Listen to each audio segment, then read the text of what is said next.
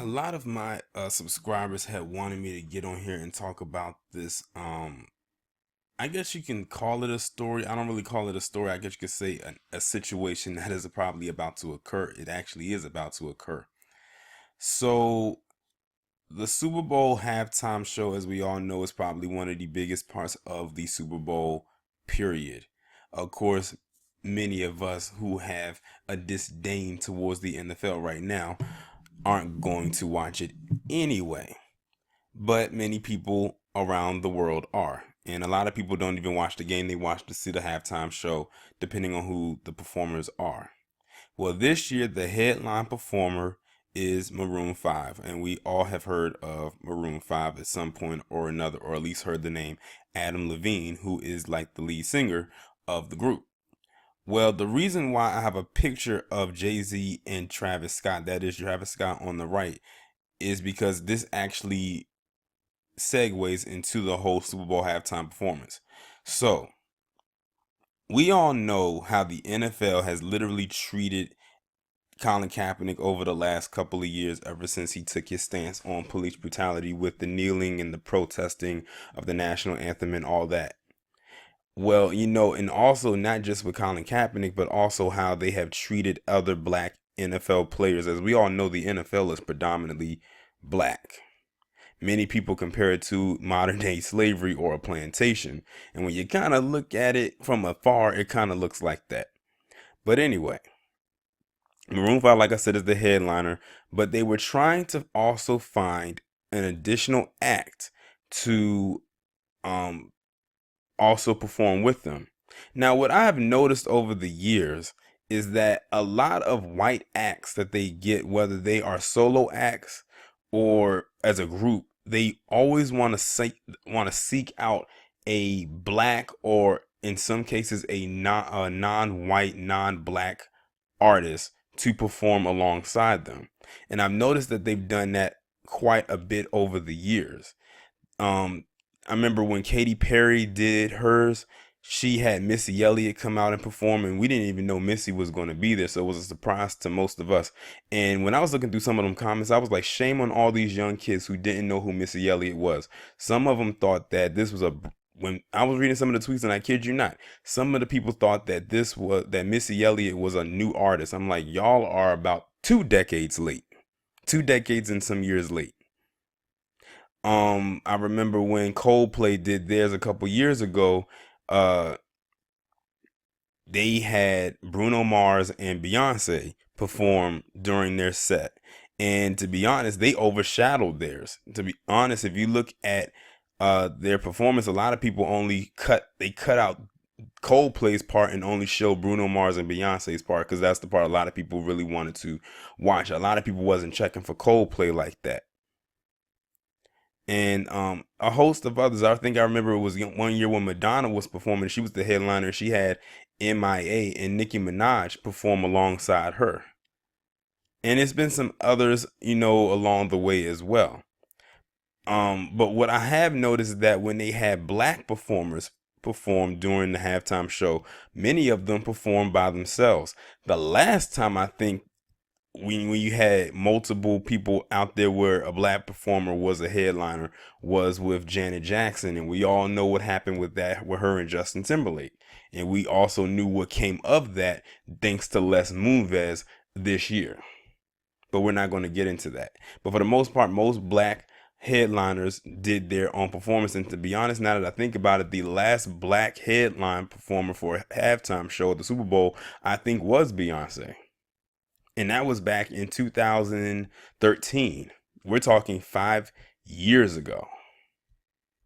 Everyone else was either non-black, non-white. I don't really consider Bruno Mars black, and I know he did his after hers and he did it by himself, but I don't consider him black, even though he says black music is his inspiration, and we already could tell, but he actually admitted that himself. But everyone else has been non-black.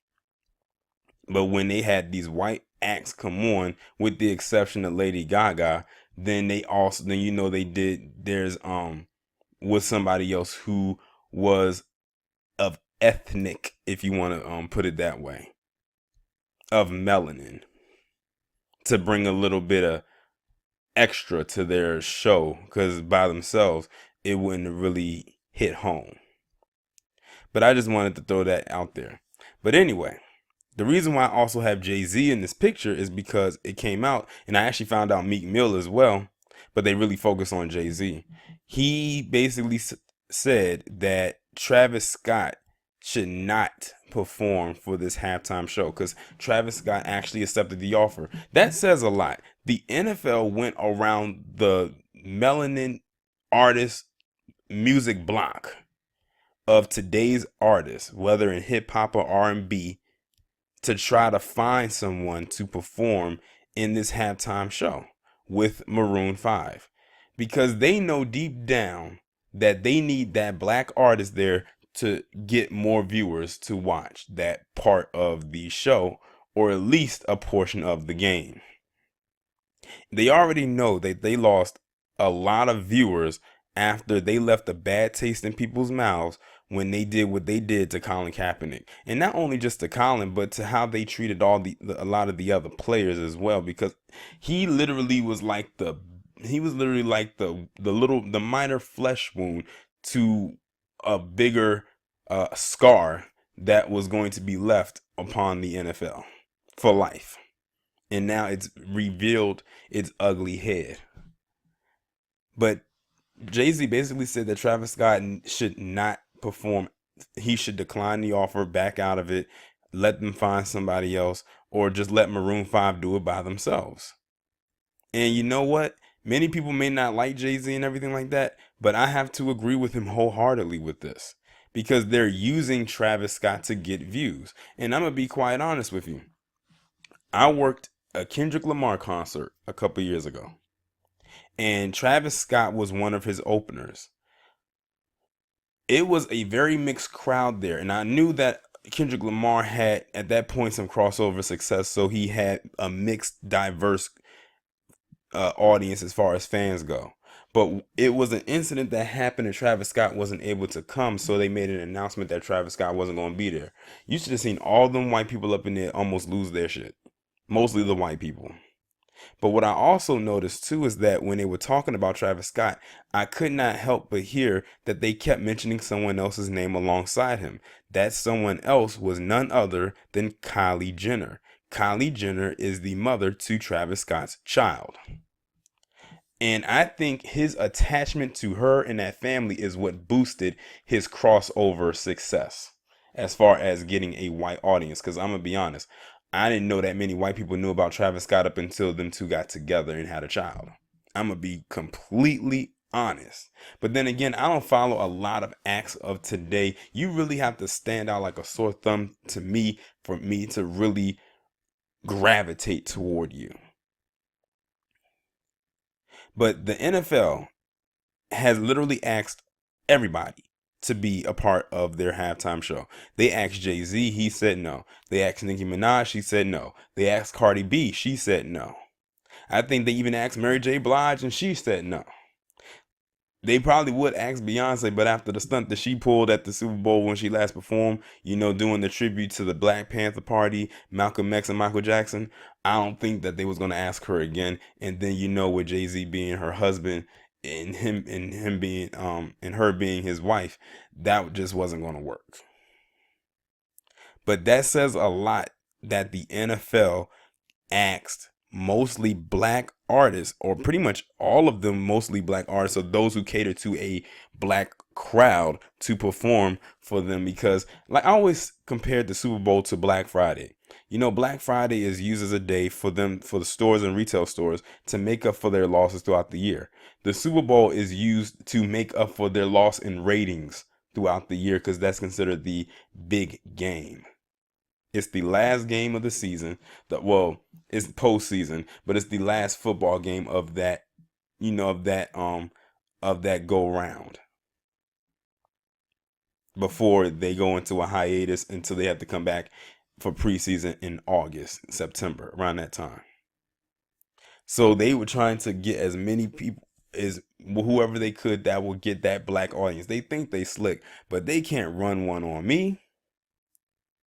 But Travis Scott better think really long and hard about this, because while he has a wide fan base, A lot of those fans are not fans of what the NFL did to Colin Kaepernick. So he may need to think strategically about this. The last time a black artist tried to play brown nose and kiss ass, Chrisette Michelle, perform for Trump at his inauguration, you saw what happened with her.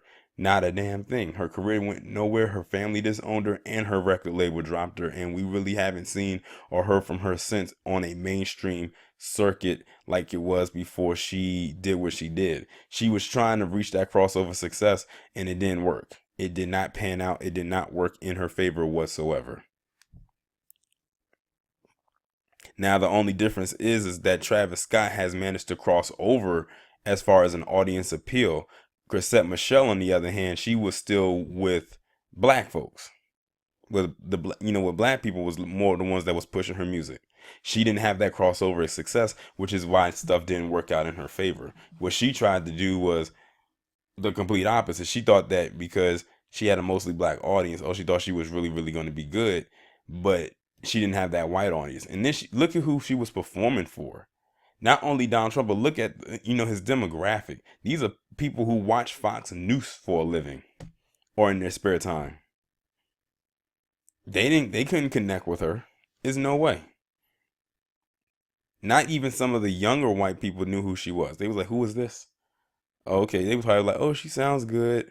I don't know if it's good enough to buy an album, but she sounds decent." Travis Scott, on the other hand, they know who he is. Because, like I said before, white people are some of the biggest consumers of hip hop, especially young teenage white males. I always stand by that statement because it's a fact. You can go and look that up for yourself. And if you don't believe me, just go to a hip hop concert and you'll see exactly what I mean and see how diverse that crowd is and listen to how they know every word to every song. While he may perform, at this halftime show, if he doesn't get black viewership, in a wide range, he's definitely going to get more white people to watch it. Probably those who maybe never watched a football game a day in their life or probably at any point this season. And that's is what they're banking on. All they want, and by they I mean the NFL, the organization, all they want is views at the end of the day. Because they know if they have views, they know their ratings go up. Their ratings go up, the more money the networks get. And the more the organization gets paid. But that's really all I have to say as it pertains to this. Y'all let me know what you think down in the comments. Like, share, subscribe. The links will be in the description. I'll talk to you in the next one.